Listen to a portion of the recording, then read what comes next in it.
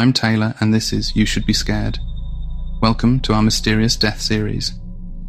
Blair Adams ran from a threat that he couldn't name, and his final days were a frantic, desperate journey across borders and states. What happened next still baffles investigators, and the details only make the mystery deeper. Let's dive into one of America's creepiest unsolved mysteries, one that begins with a man convinced he was being hunted. Blair Adams was an ordinary Canadian, until, suddenly, he wasn't. In July 1996, Blair's behaviour changed overnight. He drained his bank account, emptied his safety deposit box, and stuffed gold, jewellery, and thousands in cash into a bag. Blair zigzagged from Canada to Tennessee, crossing the border multiple times, first trying to enter the US but being turned away for carrying too much cash, then making it through days later. He told friends and his mother someone was out to get him, but never said who. He seemed terrified, unable to sleep, and convinced he was in danger. On July 10th, just days after his journey began, Blair was found dead in a Knoxville, Tennessee parking lot.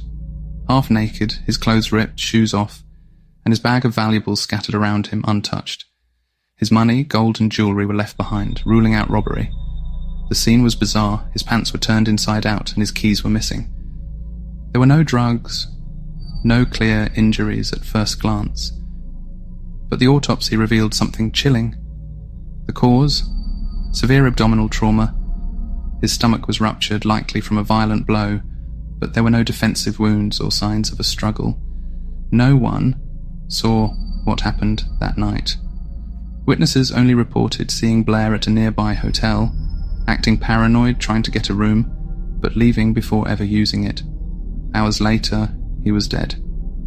Investigators found no evidence of drugs or alcohol, and no one could explain why Blair was in Knoxville, a city where he knew no one. Theories swirled. Was Blair a victim of a random attack, a targeted hit, or was he running from his own mind? Some believe he was suffering from paranoia or a mental health crisis, while others insist someone was after him. Blair's death left his family devastated and the public haunted. The case remains unsolved, a chilling reminder of how quickly an ordinary life can spiral into the unknown.